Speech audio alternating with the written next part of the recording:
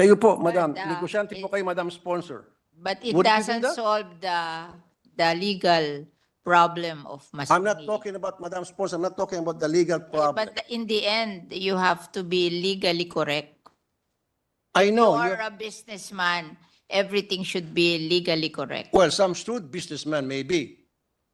Yung mga tusong businessman maybe. Hindi. Would you like us to bring Masungi here? Or even make a phone call? Tawagan niyo Masungi. Would somebody call Masungi? Right here, right now. Mag-alamanan kung sinungaling, DNR o Masungi. Kung gusto mo, magpaano pa tayo, lie detector test, Where? polygraph test, para malaman kung sino sinungaling. Pwede bang paki-identify po, Madam Sponsor, kung sino po yung dalawa sa picture na binilugan?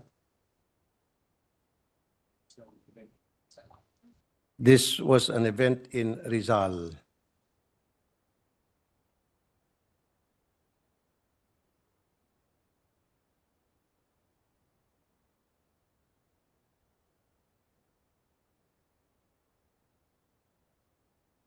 Si Governor Inales.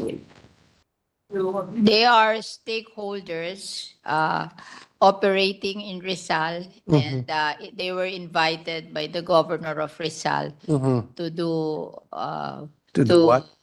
discuss a joint project with all the stakeholders. Joint of projects. Rizal. Yes. Can the good sponsor tell us exactly who these two people are, their names, and then what their who they represent, They are. and what are the kind of business that they do, that they own?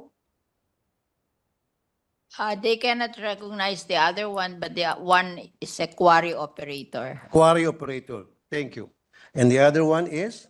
They do not know him.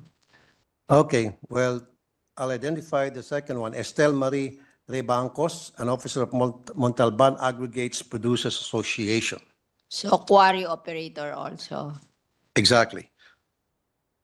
In 2022, DNR ordered the suspension of the quarrying permits of the large-scale companies allegedly encroaching on the Masungi Reserve in Rizal, including the Rapid City Realty and Development Corporation, Kim Song Limestone Incorporated, and Quarry Rock Group Incorporated, owned by Angelita Lee, who happens to be in the picture. Sinuspindi po ng DNR ang quarrying permit ng mga nito, and yet, inibitahan sila diyan sa Project Transform. So out of delicadeza, bakit po sila nandyan? Ba't sila naimbitahan? As I mentioned, they were invited by the governor of Rizal, stakeholders of in Rizal. Hindi ang nag-imbita sa kanila DNR. Yes, di po ba? Dapat bilang secretary ng DNR, tinatanong niya, karapatan niya itanong kung sino-sino ang magdadalo sa isang pagtitipon. But they cancel. You cancel. Inside. That's a DNR event, actually. Inside. So, ang DNR must have the call kung sinong imbitahan at sinong hindi. Hindi naman event yan ng governor eh. Event po yan ng DNR. So, ang DNR dapat ang gumagawa ng guest list. Hindi po si governor. Kahit na halimbawa inibitahan ni governor, pero pwede naman tablahin ni DNR secretary. Sabihin, I don't want that two persons invited because may mga problema sila. Nasuspindi namin yung kanilang mga permits. And then I don't want to be mixed with those two individuals. Rapid City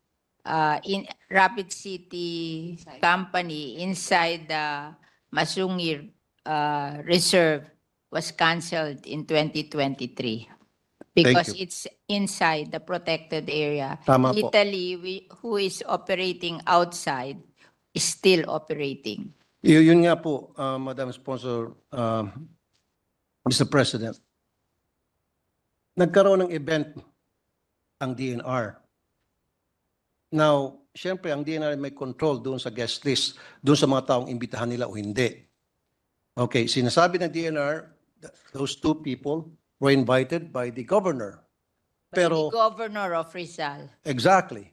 Pero sila pa rin may control kung sino ang papupuntahin nila o hindi, regardless kung Kasi- invited ni governor, because that's an event of Ah. the DNR, that's not an event. My dear Senator, when the governor is inviting people, the DNR cannot stop the governor.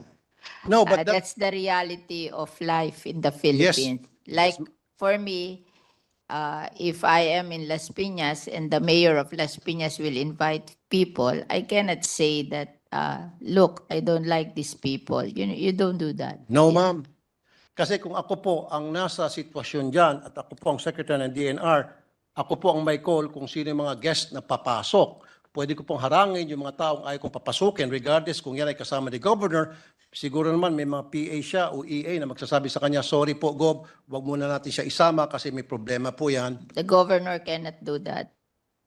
Well, I thought... I mean, Nandiyan I'm a po ba yung governor? politician. You don't do that when you're governor. Well, I'm also a politician, but Yeah, but I have the right. what's good is that the Rapid City was canceled because it's inside a protected area. I know. Italy was not canceled because it's operating outside the protected area. Madam Sponsor, Mr. President, ulitin ko. At sasabihin kong dahilan kung bakit ko pinakita yung picture na yan. Mhm. Nagkaroon ng event ang DNR. Project Transform. Now, before I proceed, nandyan ho ba si Gob? Si Governor Henares? Nandyan po siya? Okay. Exactly. So, bit-bit ni Governor. Pero, if I were the secretary, meron naman siguro karapatan magsabi, Gob, pwede ba? Wag mo muna natin isama yung dalawa. Magkakaroon tayo ng picture taking at baka magkakaroon ng kulay out of delicadeza kasi may problema yan. Ayaw ko makahalo-bilo mga yan dito. Siguro naman si Governor magsasabi, of course, kasi event nyo ito, gagalangin ko yung request mo. I don't think the governor would say, no, hindi pwede, bisita ko to eh. I don't think the governor would say that. Don't think the governor will say that, but Exactly. in his mind, he cannot say, like, if you're a constituent in the province, you cannot say it directly to your constituent. Oo. So that Kahit means, na gusto niyan sabihin, hindi niya, yes, so that means the governor has a say on environmental regulations. not But this is necessarily. Therefore, may karapatan ng DNR na tumanggi kung sino yung mga bisitang ayaw na papasukin niya sa event nila. Because that was a DNR event.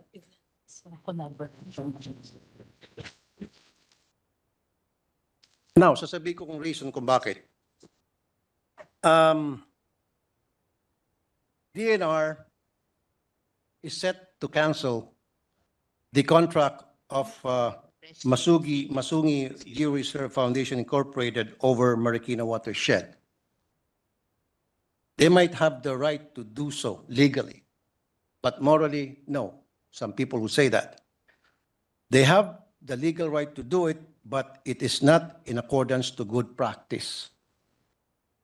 Sisibakin nyo yung Masungi and then papasok ng Project Transform na kasama dyan ay itong dalawang mga grupo na sinuspindi ang permit ng DNR. At hindi man lang inibitahan yung mga taga-Masungi sa gathering na yan.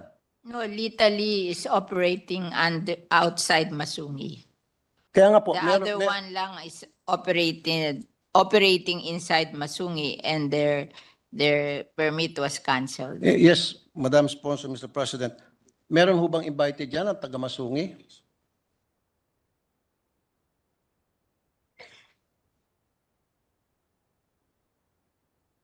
Meron. Kung may invited daw doon taga Masungi. They were invited, ma'am, but they didn't. Bukod sa hindi invited yung Masungi, wala rin pong representative na indigenous tribe leaders and watershed NGOs. They said that this They were not is, as well invited. Ang imbitado lamang yung dalawang personality na binanggit ko na meron pong problema sa DNR, mismo DNR na nag-cancel ng kanilang permit in 2022.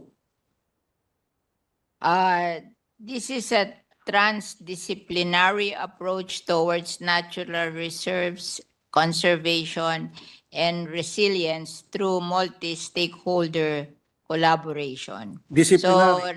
nag-invite po sila dun sa Masungi, na taga Masungi, hindi nagpunta, pero yung IPs may nagpunta. No, they were not invited, Madam Sponsor. Now, you did mention about disciplinary so-and-so. So, dinisiplina itong dalawa at inibita matapos sila disiplinahin. Kung, No. if they were disciplined, then they should not be there in the first place. Why were they there? Bakit po hindi inibitahan yung Masungi? No, Masungi wasn't invited. Not even the indigenous tribe leaders, maging po yung mga watershed NGOs. Ang in-invite lang yung mga nasuspindi o sinuspindi ng DNR. Yun na invite. Sinuspindi ang mga permit dahil sa quarry. Ang ito lahat na invite. That way. Pero ito yung digest. They have a list of those invited, and one of them is the indigenous people mandatory Where, nasaan po representative paki-point out? in Tanay, Rizal. Saan po dyan at anong pangalan po ng mga indigenous people representatives? Saan po? Can you give me the names? Madam Sponsor, Mr. President? They will give the attendance record to you, the list of the attendance record to you. You will be furnished. Kasi nga po, Madam Sponsor, Mr. President, sana man lang, out of courtesy and respect sa Masungi, they should have been invited. Kasi nga po, yung Masungi Geo-Reserve, napakaraming awards po natanggap yan. Since 2016, Model for Balanced Man-Nature Interaction, World Conservation Congress 2016. 2018, Special Commendations, Pathfinder Award, Innovations for Conservation, Financing and Resourcing. 2020, top 5 finalists, win-win, Gothenburg Sustainability Youth Award. 2021, winner Vanity Fair's 2021 Changing Your Mind Travel Awards and Hollywood issue. First place, Water Change Maker Awards 2021 Global Water Partnership. Warriors of the Year, Esquire Man of at his best 2021. Heroes and Mavericks. 2022, United Nations Sustainable Development Goals. Awardee Forbes 30 Under 30 Asia 2022. Winner International Union for Conservation of Nature. World Commission on Protected Areas 2022 International Ranger Awards. Winner Sustainability Initiative Award. Bet Asia Awards 2022. 2024 Asia Pacific Social Innovation Partnership Award held on May 4, 2024 in Taiwan. Impeccable record meron po itong Masungi. And yet, ang DNR is set to cancel their contract. Like I said, they might have the legal right to do so.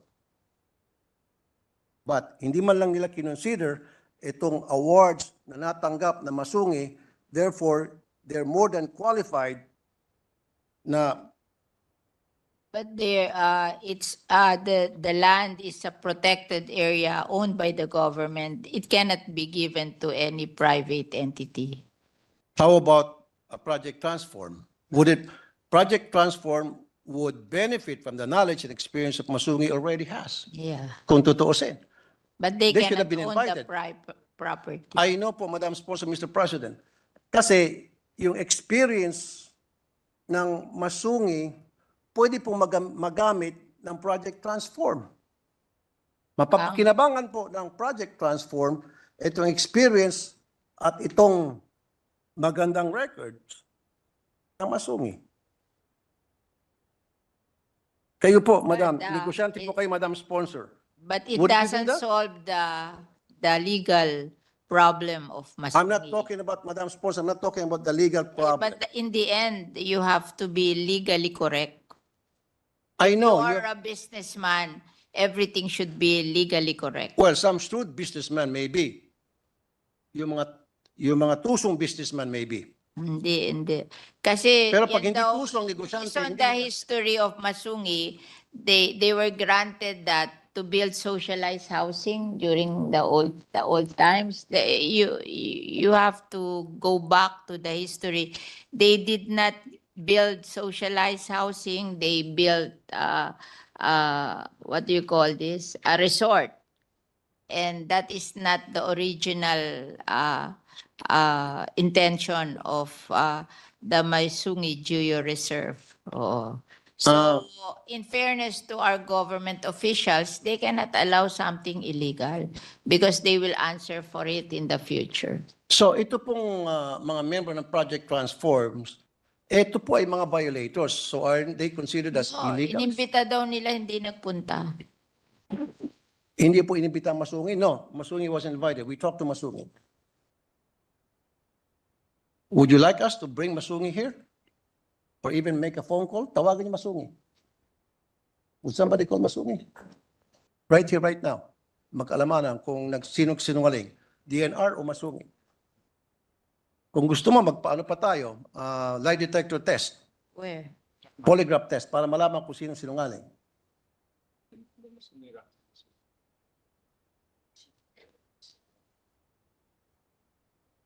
Of the Masungi Rock. Meron ba kayong pinadalang sulat? The Masungi Rock Management Council was invited and Masungi Geo Reserve is part of it.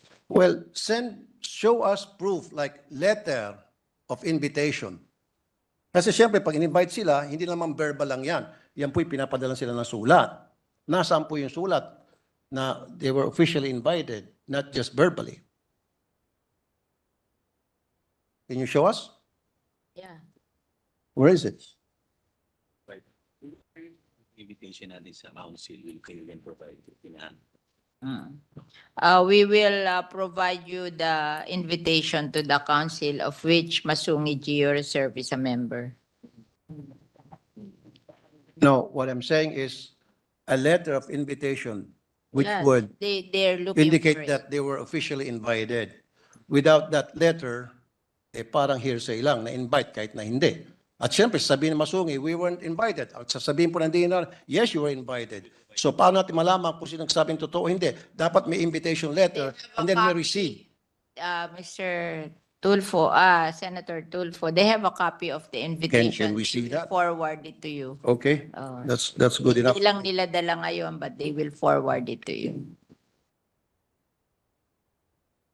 Now, moving on.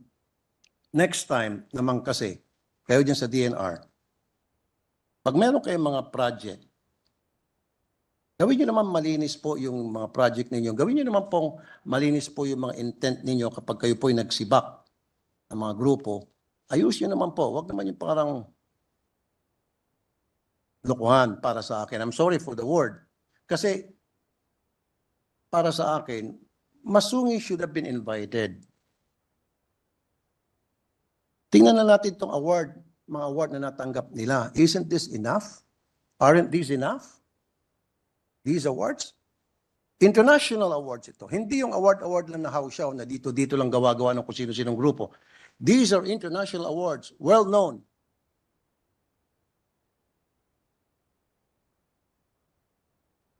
Groups.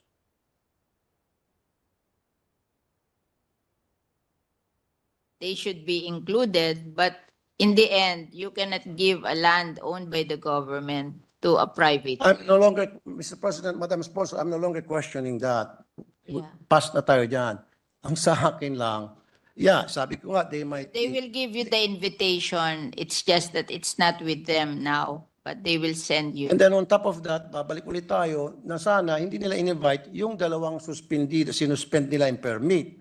Now, sabi nyo kanina, you did mention na yun ay isang gathering ng disciplinary something. Can you repeat again? It's a gathering of disciplinary... Multi-stakeholder collaboration to rehabilitate the area together with LGU. The stakeholders plan and identified projects to be implemented. Na-mention niyo po kanina, Madam Sponsor, Mr. President, yung word disciplinary.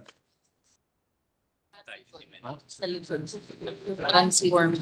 Can you mention that again? Ito, transdisciplinary approach towards natural resources conservation and resilience through multi-stakeholder Exactly. collaboration. Exactly. Dinisiplina nyo itong dalawang kumpanya itong dalawang tao dahil violator sila and yet you invited them.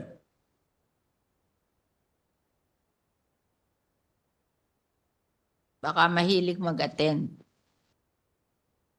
I'm sorry, Madam Speaker. Meron kasing mahilig mag-attend.